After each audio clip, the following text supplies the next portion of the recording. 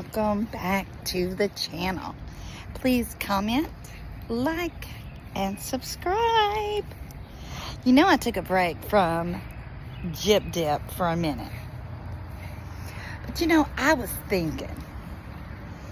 I was lurking on in those GRV snark, reading, catching up on what's really going on with her these days.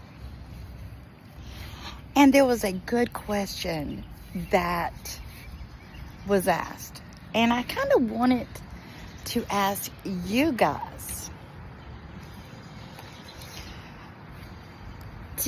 Were you always suspicious of Gypsy?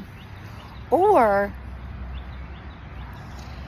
did something come out after she was released that made you kind of do a double take and say, you know what, something's not right here?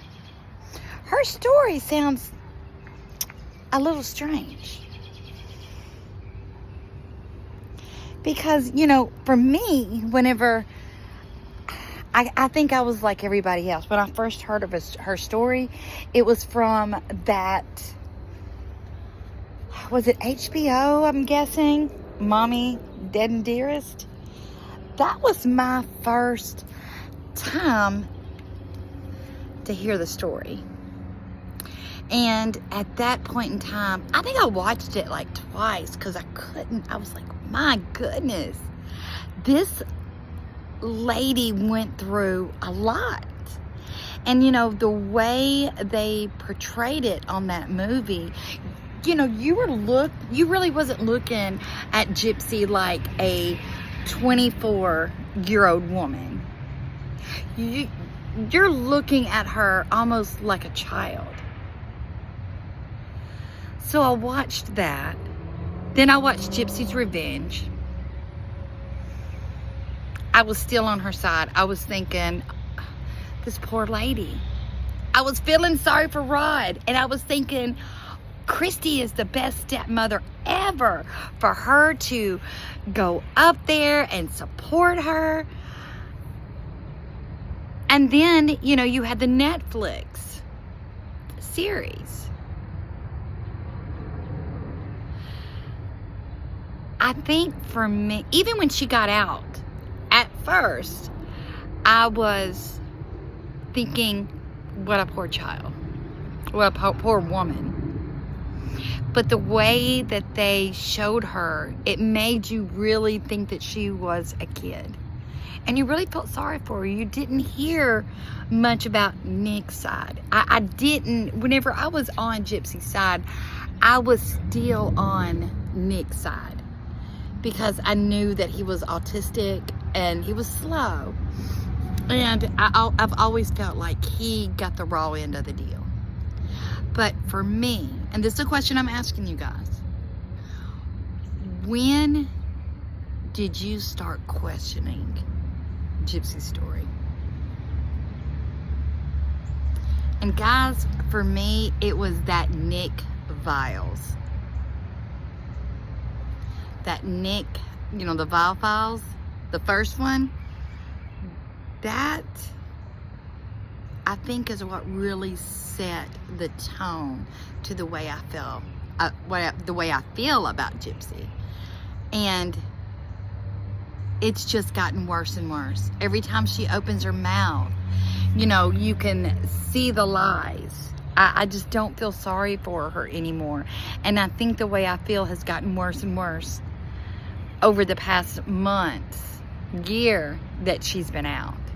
And I think if she would have done maybe an interview or two, went on Good Morning America and just, you know, kind of had a better interview where she wasn't putting a lot out there, and then would have went back and sit down somewhere and had a regular life, I don't think that anybody would have thought, you know, they wouldn't think the way they think about her now.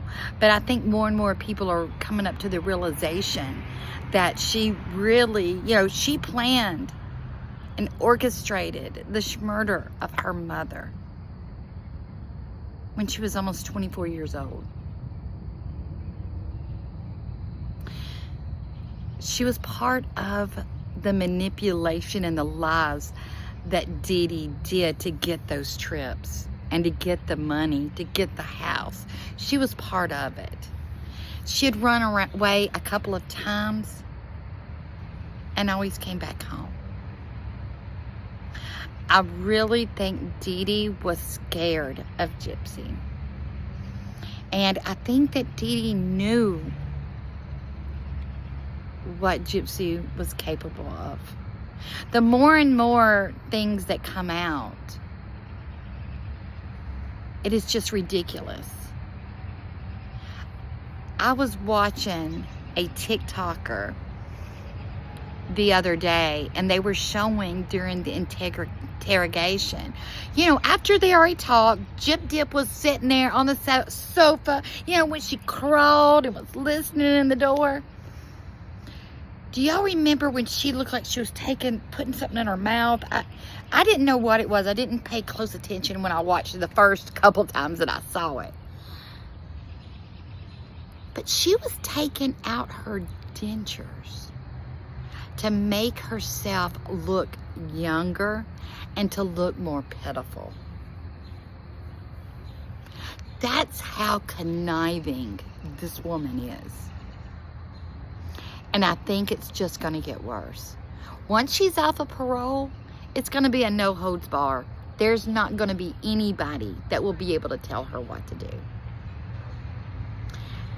And I really think that's when the trouble is really going to start. Because she doesn't have to use people anymore to do her dirty work. She can do it herself. So guys, I think that it's rearing up to be a wild, wild time once she gets off of parole. So guys, what do you think? Let me know, what was the moment that you thought this lady's story is not true? Let me know down in the comments, because I don't know if I'm one of the only ones that Nick Viles file just turned everything around for you. Let me know down in the comments. I love each and every one of you, and I will see you tomorrow. Bye, guys.